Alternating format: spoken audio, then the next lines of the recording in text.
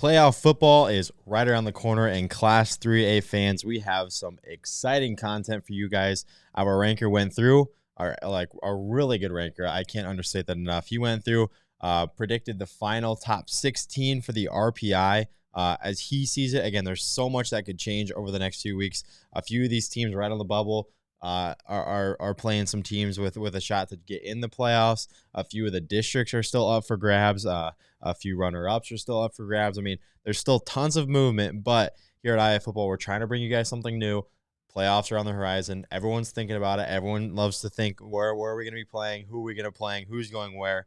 And today, we are trying to bring you guys that type of information. Again, so before we get into it, before we get to this bracket, Class 3A, 16 teams qualify. You got district champs and district runner-ups receive automatic bids, 6 districts.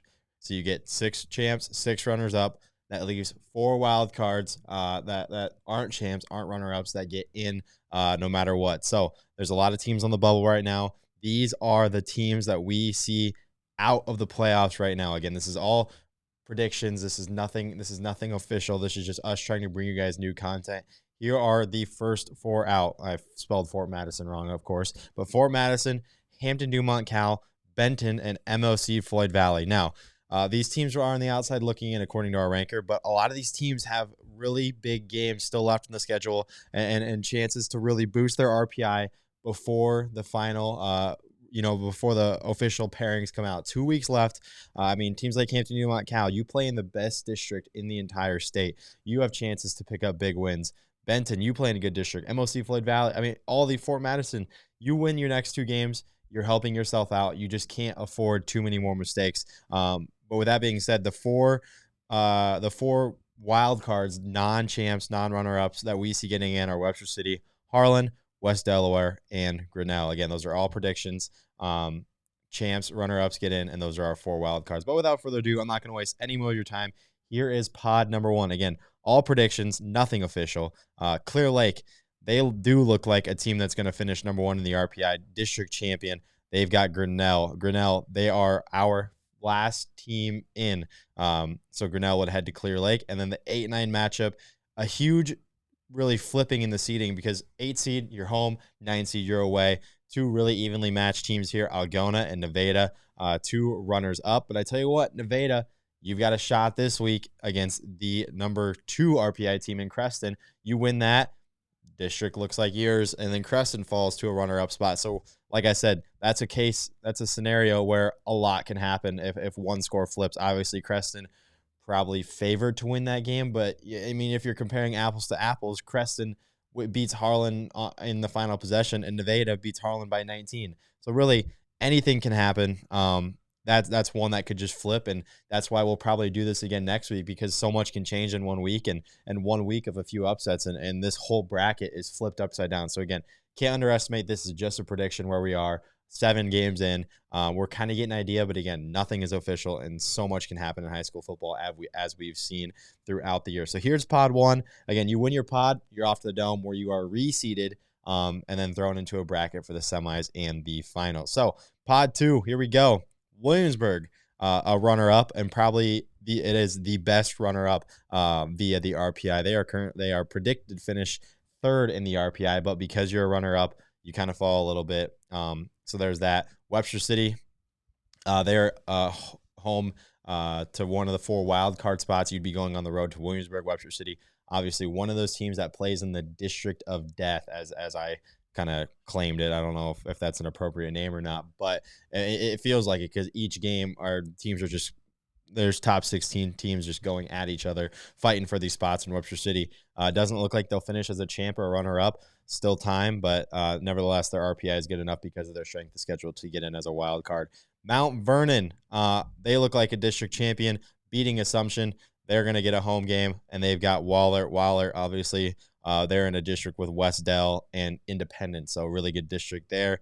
A really battle-tested team. As you can see my camera there, so you can see the seed. Sorry about that. There's some long names in Class 3 I have found out. Moving on to our next pod as I tab this over. Here we go. Creston. Again, this is a saying that Creston beats Nevada this week and crowns themselves as district champions. And as our ranker sees it, Creston Harlan, what a rematch that would be in round 1 of the playoffs. And also, we also have another district rematch right here on the bottom between Sioux Center and Heelan.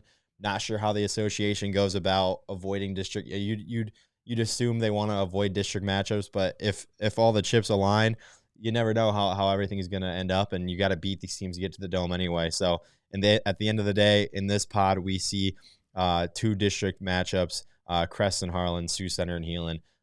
Really 2 fun matchups and 2 games. Obviously, Sioux Center beating Heelan 21-0, and then Creston beating Harlan in that game. I can't remember the score off the top of my head, but it was another 1-possession game down to the wire. So 2 fun rematches if that were to happen in Class 3A. Again, this is just all discrepancy. We're making a guess for you guys' entertainment, so you guys have something in front of you, trying to bring you guys something new. But moving on to our final pod in Class 3A, Independence, they look like they're playing for a district championship this week.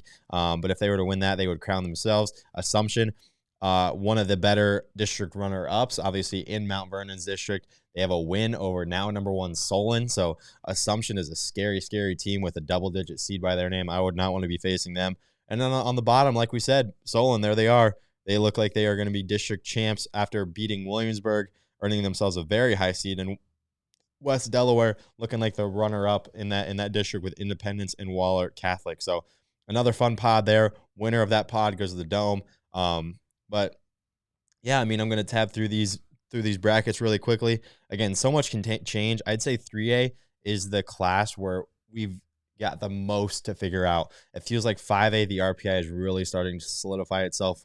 4A, we're kind of starting to get an idea. But 3A, there's a ton of big games still left on the docket. So I can't express that enough, that we've still got so much time to go. Really not much time, but so much time, and so many things can happen in this little time span of 2 weeks. So if you like this content, if you like seeing this type of thing, whether you agree, disagree, drop a like so that we know, hey, I like this bracket style. I like seeing predictions like this so that we can keep doing it, because at the end of the day, we want to bring you guys content that you guys enjoy, that you guys look forward to. And if it's this prediction style stuff where it could be right, could be wrong, but nevertheless, we're giving you guys an idea, be sure to drop a like, leave a comment, let us know that you're enjoying this type of stuff. But this is where it's at right now. Clear Lake as the 1 seed. I mean, they've earned that. It looks like they're going to win the district of death and kind of proclaim themselves as the team to beat. But, I mean, you've got so many teams in Class 3A ready to make a run. And I'm going to be honest, I think if a double-digit seed is to win it across any class, I think it's going to come from Class 3A.